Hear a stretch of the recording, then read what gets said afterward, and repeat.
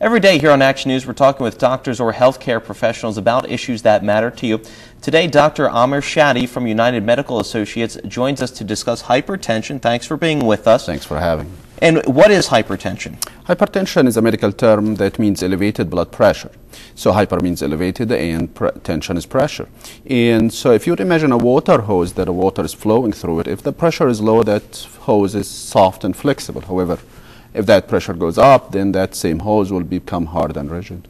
What causes hypertension? Hypertension is mostly genetic. However, there are things that one can do that increase the risk of having hypertension. That's like smoking, having overweight, lack of exercise, or taking too much salt in the food.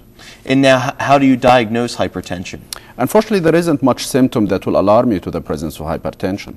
That's why it's very important to have a regular checkup with a doctor to get measured and have diagnosis if it's possible. And I assume the consequences can be bad. What are some of those consequences if hypertension is not diagnosed?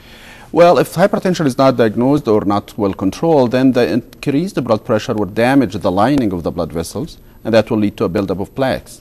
If you build plaques, then you limit the flow of the blood through your tissues.